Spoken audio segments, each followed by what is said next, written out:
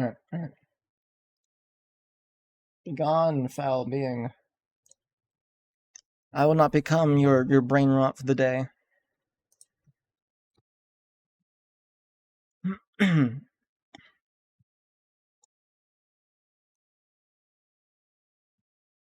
Alright. We're nearing the end. We got like 5-6 more stories, but they're all very long stories. They're all very long stories.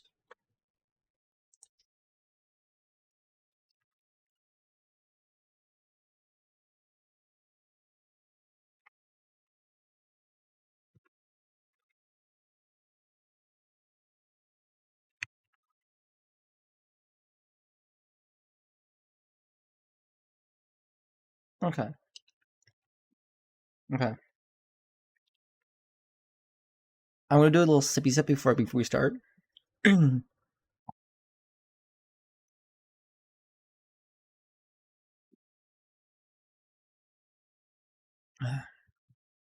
Alright. Welcome back. You weird YouTubers. Welcome back. No, I shouldn't be calling them weird. I shouldn't be doing that. I shouldn't be doing that. Today last time we read The Color Out of Space. Dream Quest, Strange Highs, and all those little bad boys. Not good that I'm already like throated up right now.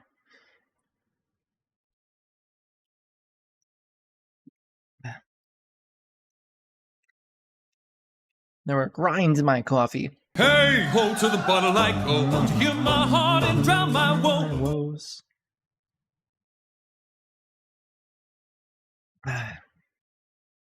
But I think tonight we'll do the very old folk.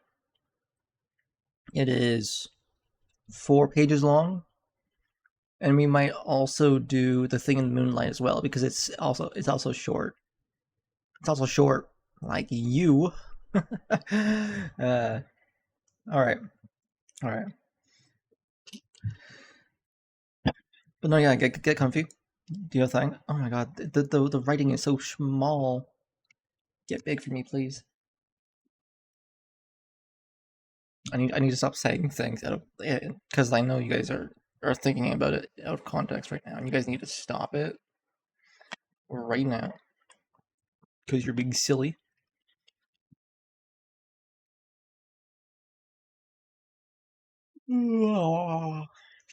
Okay. The Very Old Folk, 1927.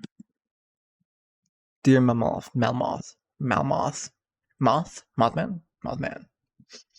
Dear Melmoth, so you're busy delving into the shady past of the insufferable young Asic various avidus bashan-anus. Ugh. There are few persons I loathe more than a cursed little Syrian rat. Oh my god. Right. This is heavy. Oh yeah, this is heavy. HP. Right. I gotta get into my brain that this is HP Lovecraft again. Alright. I had myself been carried back to Roman times by my recent perusal of James Rowad's, and a translation never before read by me, and more faithful to Pimaro than any other versified version I have ever seen, including that of my late uncle Dr. Clark, which did not attain publication.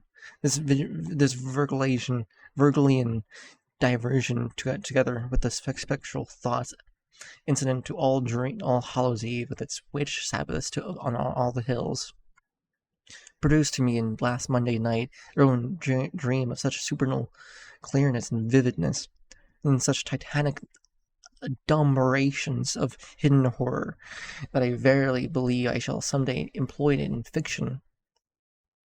Roman dreams were no uncommon features of my youth. I used to follow the divine Julius all over Gallia as a Tribunus, Milton, Onites, but I had so long ceased to experience them that the present one impressed me with extraordinary force.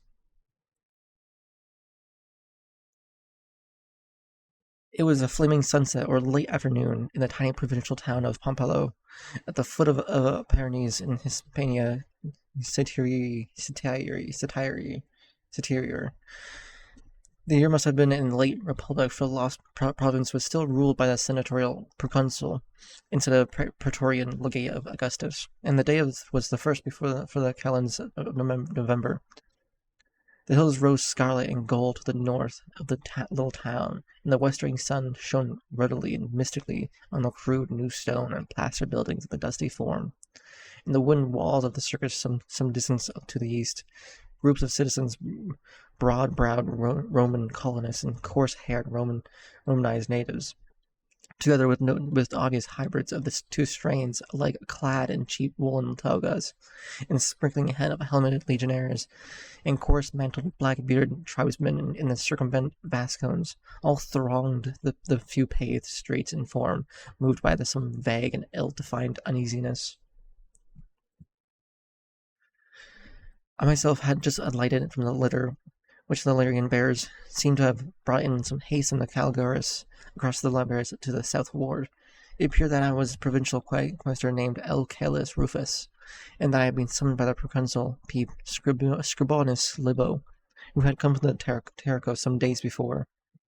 The soldiers were the 5th cohort of the 12th Legion under the military tribune Sex, Aesilius, and the legatus of the whole region, Cian Balbitus, Balbudius had come from Calgurus, where the permanent station was. The cause of the conference was a horror, and that brooded on the hills. All the townfolks were frightened, and had begged the presence of a cohort from Calgurus. It was the terrible season of the autumn, and the wild people in the mountain were preparing for the frightful ceremonies which only rumor told of the towns. They were the very old folk who dwelt higher up in the hills and spoke a choppy language which only the Vascons could not understand. One sentinel seldom saw them, but a few times a year they sent down a little yellow squint-eyed messengers who looked like Scythians to trade with the merchants by means of gestures, and every spring and autumn they held an infamous rites on the peaks, their howlings and altar fires throwing terror into the villages, always the same, the night before the calends of Melius and the night of the calends of November. Townsfolk would despair just before these nights, and would never be heard of again. And there were whispers that the native shepherds and farmers were not ill-disposed toward the very old folk, that more than one thatched hut was vacant before midnight on the 2 hideous Sabbaths. This year the horror was very great, for the people knew that there was a wrath of the very old folk was upon Pompello. 3 months previously 5 of the little squint-eyed traders had come down the hills, and in the market brawl 3 of them had been killed. The 2 remaining 2 had gone back wordlessly to their mountains, and this autumn not a single villager had disappeared. There was a menace in this community. It was not like the very old folk spared their victims at the Sabbath. It was too good to be normal, and the villagers were afraid. For many nights there had been a hollowing drumming on the hills, and at last the Edeltib, Aeneas Stilpo, half native in blood, had sent a Balbudius at Calgurus for a cohort to stamp out the Sabbath on the terrible night. Balbudius had carelessly refused on the ground that the villagers' fears were empty, and that the loathsome rights of hillfolk were of no concern of the Roman people unless our own citizens were menaced. I, however, who seemed to be a close friend of Balbudius, had disagreed with him, averring that I had studied deeply in the black forbidden lore, that I had believed that the very old folk capable of visiting almost any nameless doom upon the town, which after all was a Roman settlement and contained a great number of our citizens. The complaining Adel's own mother, Halvia, was a pure Roman, the daughter of M. Halvius Cinna,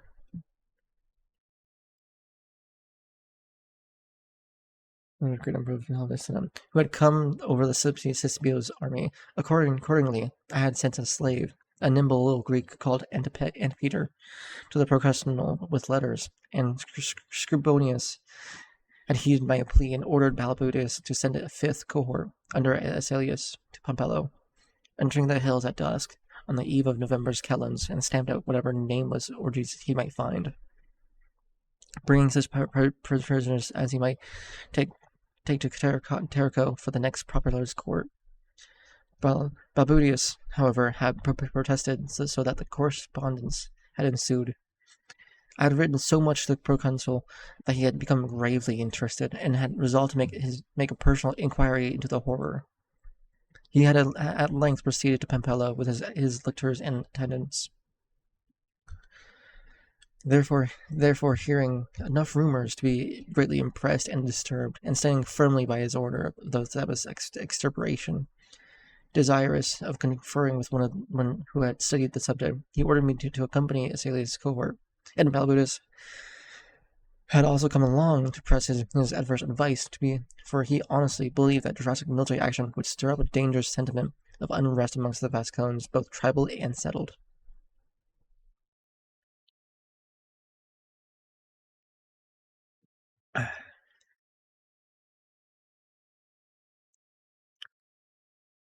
So here we all were in the mystic sunset on the autumn hills. Old Scribonius Libo in his toga, Prextacta, the golden light glancing off his shiny bald head and wrinkled hawk face. Balbudes with his gleaming helmet and breastplate, blue-shaven lips compressed in consensuous dogged opposition. Young Asalius with his polished greaves and superior sneer. And the curious throng of townsfolk, legionnaires, tribesmen and peasants, lictors, slaves, and attendants. I myself seemed to wear a common toga, to have no especially distinguishing characteristic, and everywhere horror brooded, and the town and country folk scarcely dared to speak aloud. And the men of Libo's entourage, who had been there nearly a week, seemed to have caught something of the nameless dread. Old Scribonius himself looked very grave, and the sharp voices of us later comers seemed to hold something of curious inappropriateness, as in a place of death or a temple of some mystic god. We entered the praetorium and held grave converse. Balbodius pressed his objections and was sustained by Asalius, who appeared to hold all the natives in extreme contempt, but at the same time deeming it inadvisable to excite them. Most soldiers maintained that we could better afford to antagonize the minority of colonists and civilized natives by inaction than to antagonize a probable majority of tribesmen and cottagers by stamping out the dread rites.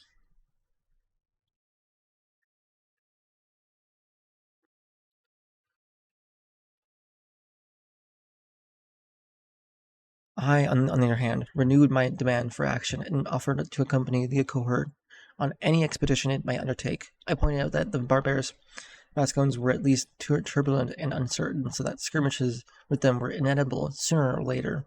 Whichever course we might take, that they had not in the past proved dangerous adversaries to our legions, and that it would ill become the representatives of the Roman people to suffer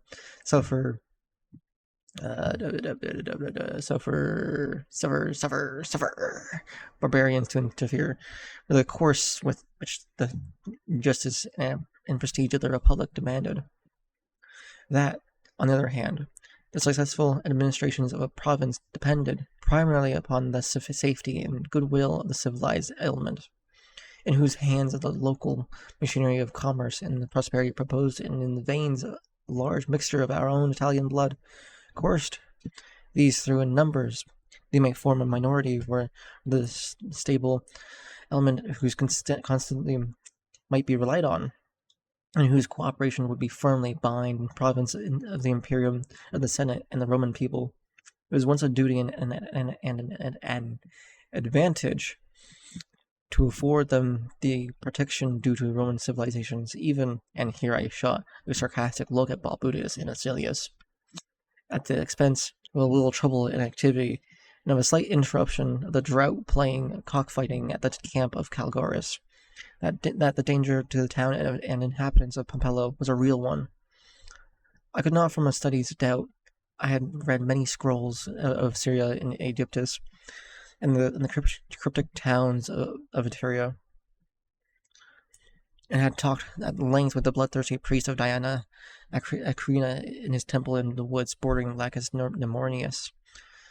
There were shocking dooms that might be called out, over the hills on the Sabbath, dooms which ought to not exist with the territories of the Roman people, and to permit orgies in the kind to prevail Sabbaths would be but little in consonance with the customs of those whose forefather, Postumius, being consul, had executed so many Roman citizens for the practice of the Bacchanalia, matter kept even in memory by the Senatus Consultium de Bacca Annalibus, graven upon bronze and set upon open to every eye, checked in time before the progress of the rites might evoke anything with which the iron of the Roman Pium might not be able to deal.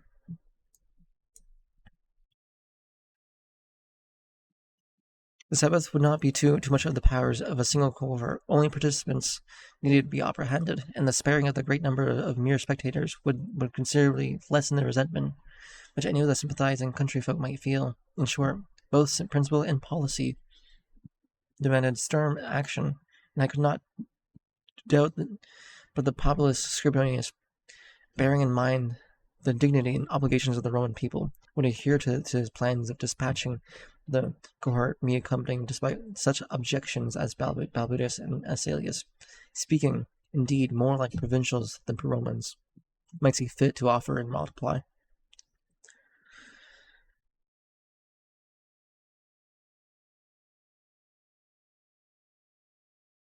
The slanting sun was now very low, and the whole hushed town seemed draped in unreal and malign glamour. Then P. Scribonius, the proconsul, signified his approval of my words, and stationed me with the cohort in the provisional capacity of a centurius Primipolius Balbudus, and stationed me with the cohort in the provisional capacity and Asalius assenting. The former with better grace than the latter, as twilight fell on the wild autumn slopes.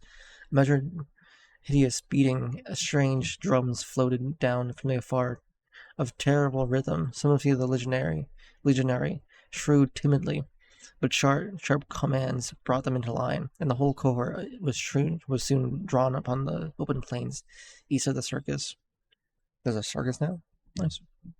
Libo himself, as well as Balbudus, insisted upon accompanying the cohort, but great difficulty was suffered in getting in a native guide to point out the pass up the mountain.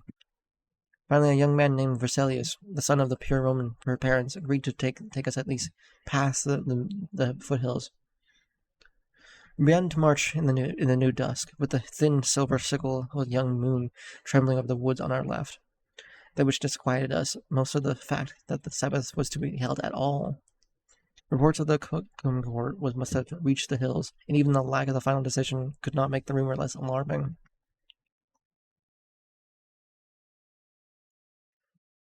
Yet there were sinister drums as of yore, as if the celebrants had some peculiar reason to be indifferent. Whether or not the forces of the Roman people marched against them, the sound grew louder as we entered the rising gap in the hills, steep wooded banks enclosing us narrowly on either side, and displaying curiously fantastic tree trunks in the light of our bobbing torches. All were in fact save Libo, Balbus, Asalius, 2 or 3 of the centurions, and myself, and at length the way became so steep and narrow that those who had horses were forced to leave them in a squad of 10 being left to guard them. Though rubber bands were not likely to be brought on such a night of terror, once in a while it seemed as though we detected a skulking form in the woods nearby. And after a half-hour's climb, the steepness and narrowness of the way made the advance of so great a body of men, over 300, all totally cumbersome and difficult. Then with the utter and horrifying suddenness we heard a frightful sound from below. It was the tethered horses. They had screamed, not neighed, but screamed.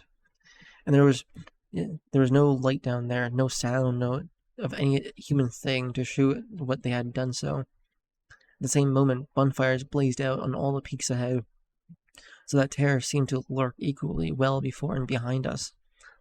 Looking for the youth Vercellius, our guide, we found only a crippled heap of weltering in a pool of blood.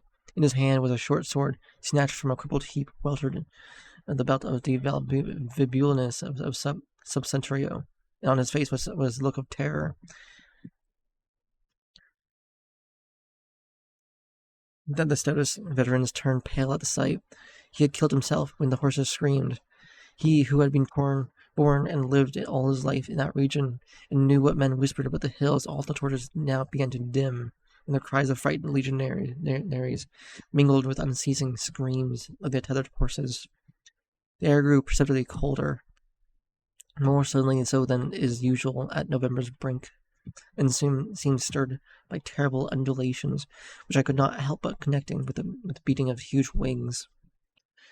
The whole cohort now remained at a standstill as the torches faded, as I watched what I thought were fantastic shadows outlined in the sky by the spectral luminosity of the Via Lactea as it flowed through Perseus, Cassiopeia, Sapphirus, and Cygnus. Then suddenly, all the stars were blotted from the sky, even bright Deneb and Vega ahead, and the lone Altair in Fomalhaut behind us. And as the torches died out altogether, there remained above the stricken and shrieking cohort only the noxious and horrible altar flames on the towering peaks, hellish and red, now silhouetting the mad, leaping, and colossal forms of such nameless beasts as he had never a Phrygian priest or companion Grandam whispered in the wildest of furtive tales. And above the nighted screaming of men and horses, the demonic drumming rose to its louder pitch, whilst an ice-cold wind of shocking sentence and deliberateness swept down from those forbidden heights and coiled about each man separately, till all the cohort was struggling and screaming in the dark, as if acting out the fate of Laocoon and his sons. Only old Scribner's Low seemed resigned. He uttered words amidst the screaming and the echo still in my ears. Metilla vetus est venet, tendum venif. And then I waked. It was the most vivid dream in years, upon wells of the subconscious, long untouched and forgotten. Of the fate of the cohort no record exists, but the town that at least was saved, and encyclopedias tell of the survival of Pompello to this day, under the modern Spanish name of Pampelona.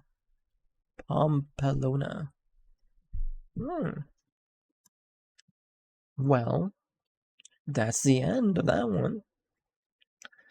Now, who wants to go visit Pampelona with me, Slime? We'll go up. We'll just go right now. We're going. We're gonna see that mountain right now.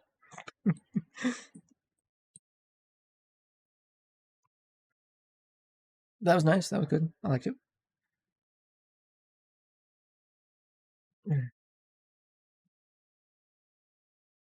Don't worry. I'll bring some extra cheese. Just make sure that you'll survive. Don't worry. Make sure that there's a hole where I can let the cheese grow and mold. Don't worry. You'll be fine. The crazy old people of the mountains won't eat you because they need to find you first.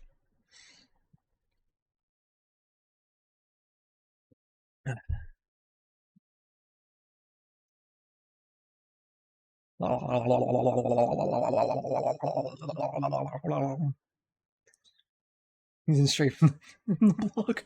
I mean, like, cheese is nice. No, same. I love eating cheese. I love block cheese. Honestly, like having that as a snack with some veggies is nice. Not gonna lie.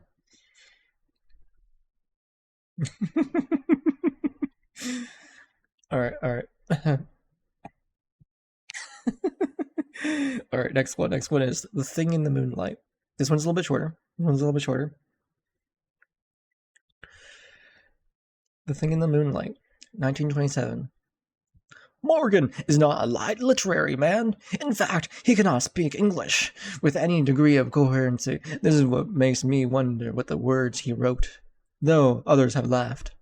He was alone in the evening it happened. Suddenly, an unconquerable urge to write came over him, and taking pen in hand, he wrote the following.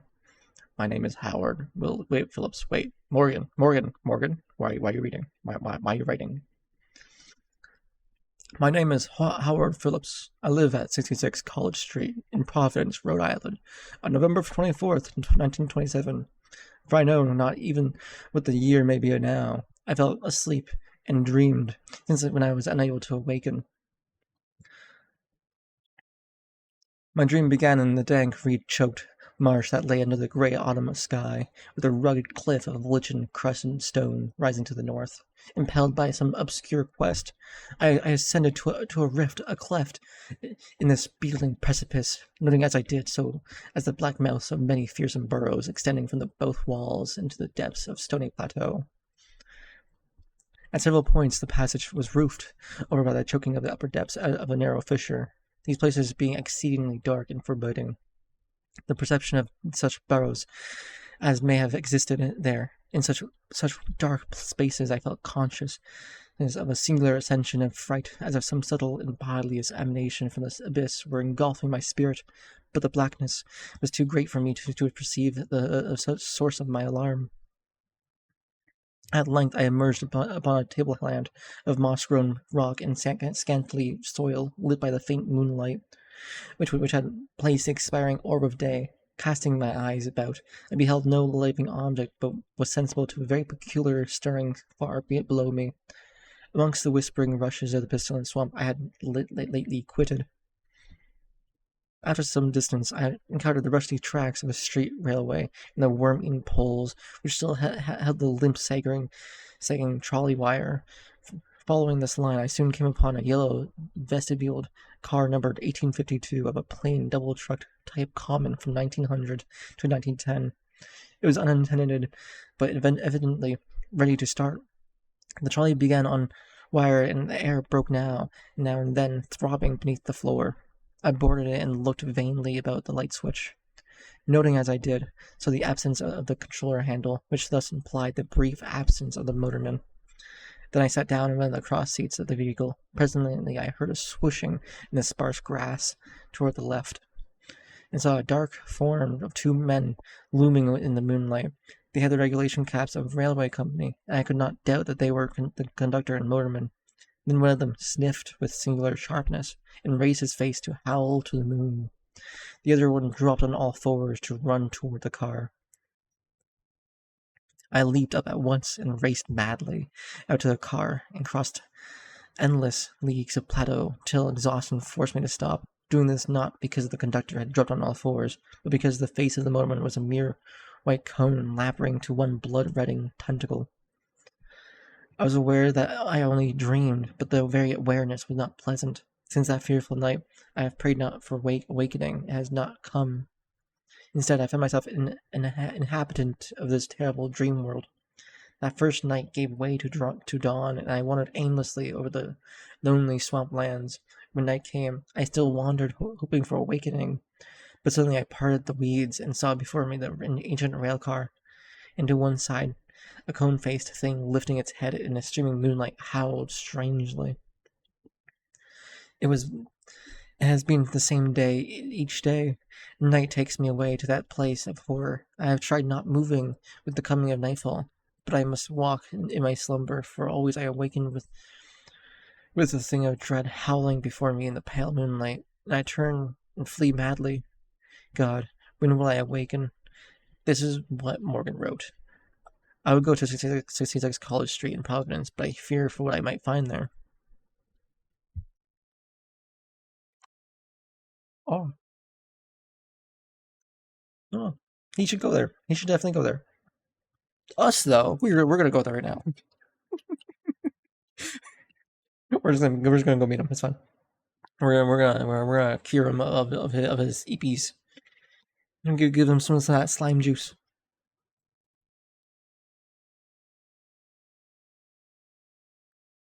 Well, that was the thing in the moonlight. All right. I think you guys are gonna like this one. I think you guys are gonna like this one. This one is called The History of the Necronomicon without the 1927. Original title: Al as if. Being the word used by Arabs to designate the nocturnal sound made by insects, supposed to be the howling of demons. Yeah, that actually makes sense. Yeah, that actually makes sense. Yeah, as if. Yeah.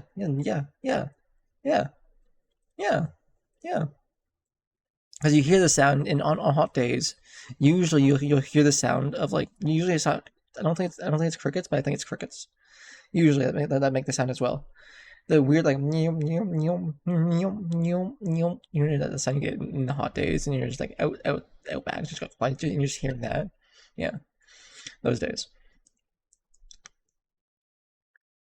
Composed by Abdul al-Hazrad, a mad poet of Sania in Yemen, who is said to have flourished during the period of Umayyad caliphs, circa 700 AD. He visited the ruins of Babylon and the subterranean secrets of Memphis, and spent 10 years alone in the great southern desert of Arabia.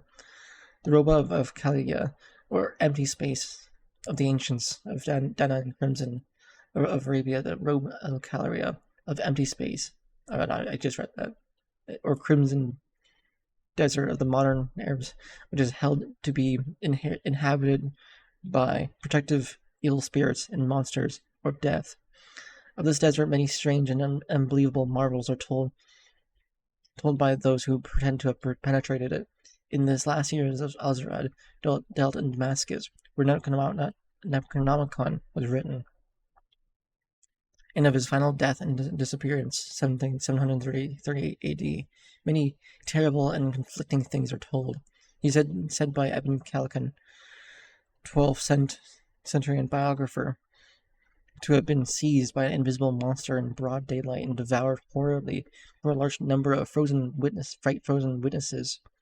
Of his madness, many things are told. He claimed to have seen fabulous Iram, a city of pillars, and to have found beneath the ruins of a certain nameless desert town, and then shocking annals and secrets of race older than mankind.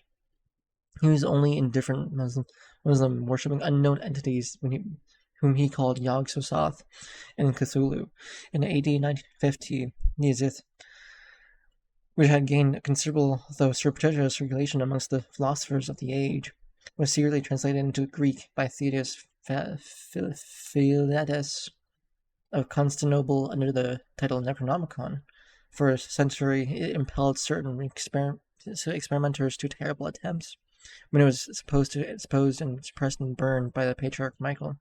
Out of this, it only heard of furtively, but 1228, Elias Wormius made a Latin translation later in the Middle Ages, and the latent text was printed twice, once in the 15th century in black leather, evidently in Germany, and once in 17th, probably Spanish, but both editions being without identifying marks and located as their time and place by eternal typographical evidence only. The work, both Latin and Greek, was banned by Pope Gregory IV in 1232. Shortly after its Latin translation, which called attention to it, the Arabic original was lost as early as Wormius' time, as indicated by his prefatory note, and in no sight of Greek copy, which was printed in Italy between 1500 and 1550, has been reported since the burning of certain Salem men's library in 1692. An English translation made by Dr. D. Dr. D's nuts was never printed and exists only in fragments recovered from the original manuscripts of the Latin text, now existing 1/15 cent, and it is known to be a British museum under lock and key, while another 17 cent is in the Bibliothèque Nationale Bibliothèque Nationale at Paris. I know that word because I learned it. Fuck you. 17th century edition in the Widener Library at Harvard, and in the Library of Miskatonic University at Arkham. Also in the Library of University at Buenos Aires. Numerous other copies probably existed in secret in that 15th century. One is presently rumored to have formed a part of the collection of a celebrated American millionaire. A still vaguer rumor credits the preservation of the 16th century Greek text in the Salem family of Pickman, but it was so preserved that it vanished with the artist RU. Most countries, by all branches of organized exiliation, reading leads to terrible consequences. It was from rumors of this book, of which relatively few of the generic public know, that R.W. Chambers is said to have derived the idea of this early novel, The King in Yellow. chronology, as if written in 1730 circa. TR the Greek, burned by Patriarch Michael, Greek text. Elias translates GR to Latin, Latin and to Pope Gregory, black letter printed edition, green text printed in Italy, then Spanish reprint of Latin text. Huh. Cool. So, if you guys find the books, let me know. Show the slime. Please. Please. I want a good read. Maybe we'll read one of those one of these days. Maybe.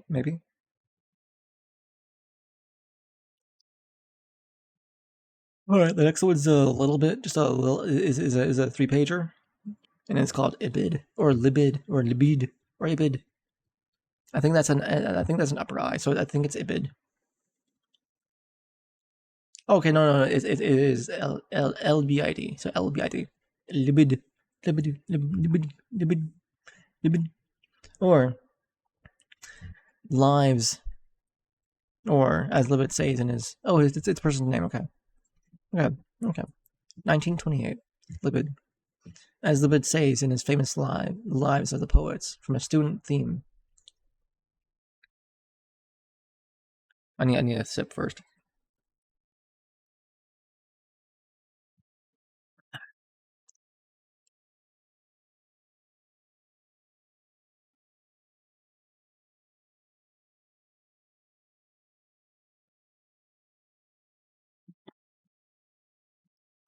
The erroneous idea that Libid is the author of the Lives is so frequently met with even among those pretending to a degree of culture that is worth correcting. It should be a matter of general knowledge that CF is responsible for this work. Libid's masterpiece, on the other hand, was the famous OP site, wherein all the significant undercurrents of Graeco-Roman expressions were crystallized once and for all, and with admirable acuteness, notwithstanding the surprisingly late date at which Libid wrote. There's a false report, very commonly reproduced in modern books prior to von Schwenkoff's monumental Geschichte der Ostrogothen in Italian, that Libid was a Romanized Visigoth of a Taft's horde who settled in Placentia about 410 AD. The contrary cannot be too strongly emphasized. For von Schwenkoff, and since his time a little bit in Betnor, to have shown an irrefutable force that this strikingly isolated figure was a genuine Roman, and at least a genuine as a Roman as that degenerate and realized age can produce, of which one whom might well say that Gibbon said of Boethius, that he was the last one who Cato and Tully could have acknowledged for their countrymen. He was like Boethius in nearly all the eminent men of his age, of the great Anakin family, and traced his genealogy with much exactitude and self-satisfaction of all the heroes of the Republic. His full name, long and pompous, according to the custom of the age, which had lost the trinomial simplicity of classic Roman nomenclature, is stated by von Schwenkoff to Julius Ibis, though little bit rejects Melianus and added Claudius Decius Julianus, whilst Batnor differs radically, giving the full name as Magnus Furius Camillus Aurelius Antonius Fabricus Annicus Panicus Villanetius Aegitus Ibidus. The eminent critic and biographer was born in the year 486, shortly after the extinction of the Roman rule in Gaul by Clovis. Roman Ravenna arrivals for the honor of his birth, though it is certain that he received his rhetorical and philosophical training in the schools of Athens. The extent of whose suppression by Theodosius a century before is grossly exaggerated by the superficial in 512, under the benign rule of the Ostrogoth Theodoric. We behold him as a teacher of rhetoric at Rome, and at 516 he held the consulship together with Pompilius Namentus, Bombastius, Marcellius Dementius. Upon the death of Theatric, in style as a remarkable case of classic atavism, as is the verse of Claudius Cladnius, who flourished a century before Libnus, but was later recalled to scenes to act as court rhetorician for Theodatus, nephew of Theodoric. Upon the usurpation of Villitiges, Libidius fell into disgrace and was a time imprisoned. But the coming of the Byzantine Roman army, Bessarius, soon restored him to liberty and honors. Though the siege of Rome, he served bravely in the armies of the defenders, and afterward followed the eagles of Bessarius to Alba, Porto, and Centum Calais. After the Frankish siege of Milan, Libidius was chosen to accompany and learn Bishop Dadius to Greece, and resided with him at Corinth in the year 538. About 541, he moved to Constantinopolis, where he received every mark of imperial favor, both from Justinianus and Justinus II. The emperor Tiberius Marius did kindly honor to his old age, and contributed much to his immortality, especially Maurice, whose delight it was traced his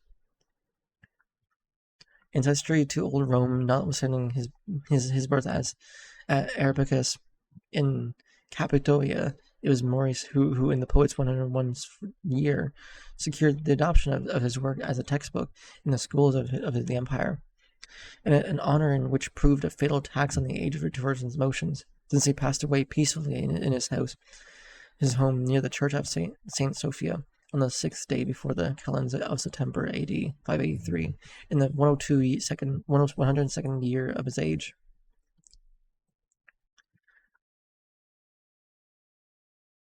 His remains, notwithstanding the troubled state of Italy, were taken to Ravenna to interment, but being interred into the suburb of Class, were exhumed and ridiculed by the Lombard Duke of Spalato, who took his skull to King Aetherius for use as a wassail bowl. Libid's skull was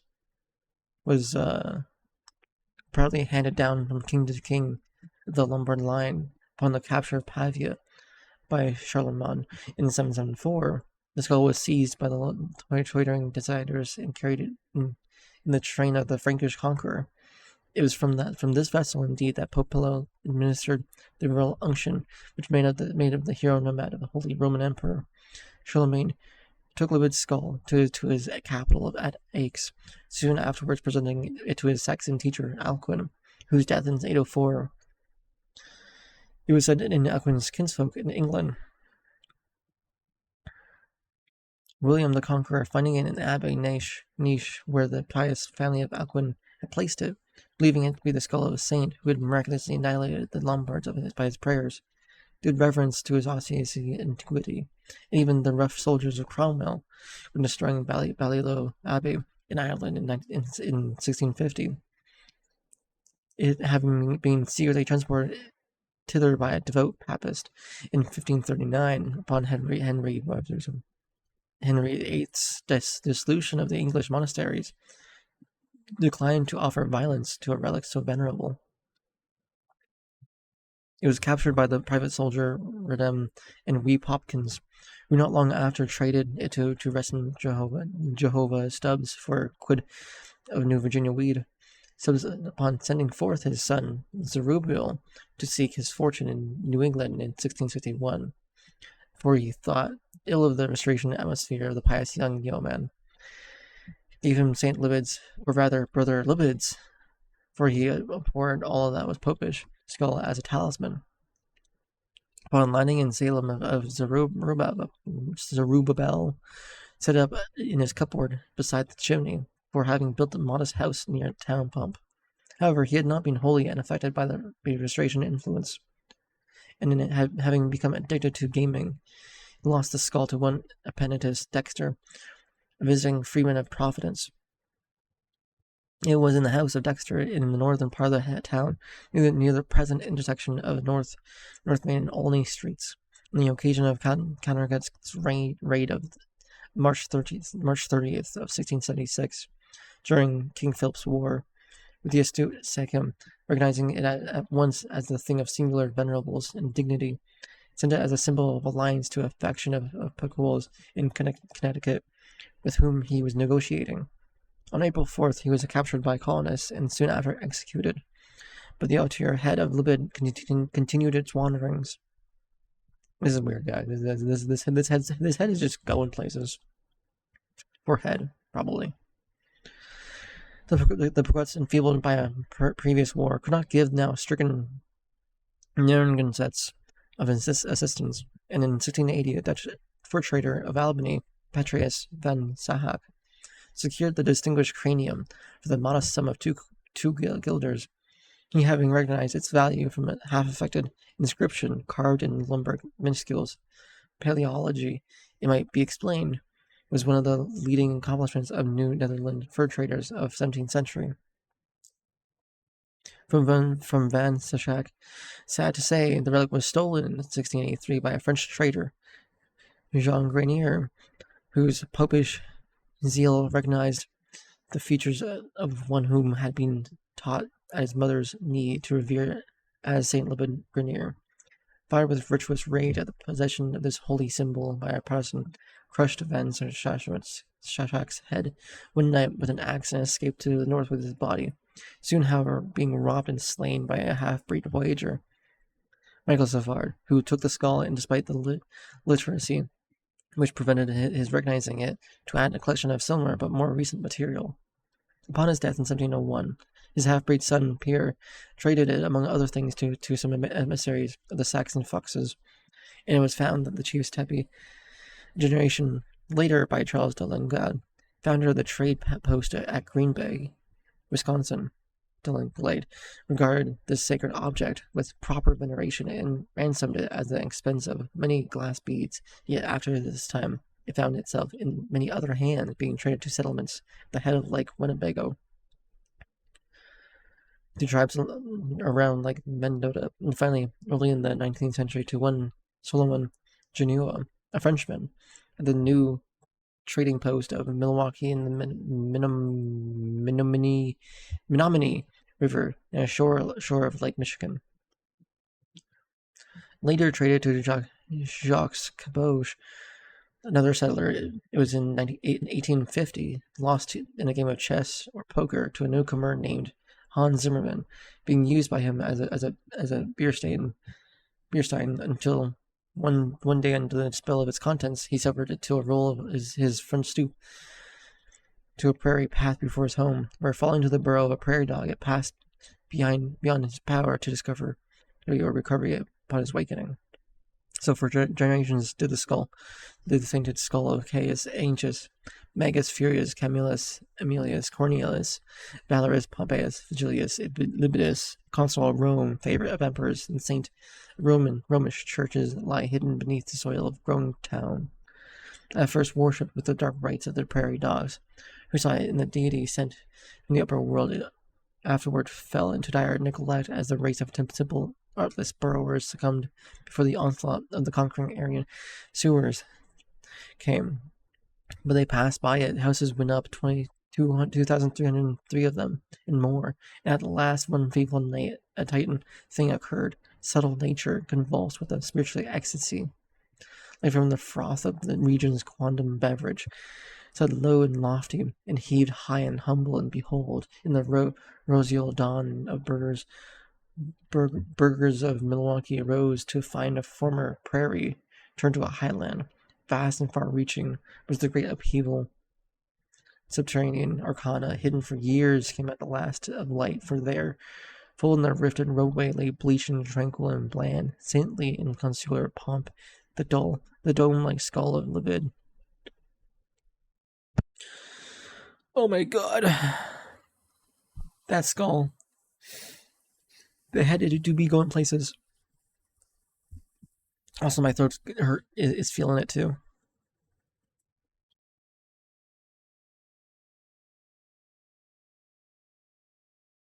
All right, how long is this one? How long is the Dunwich one?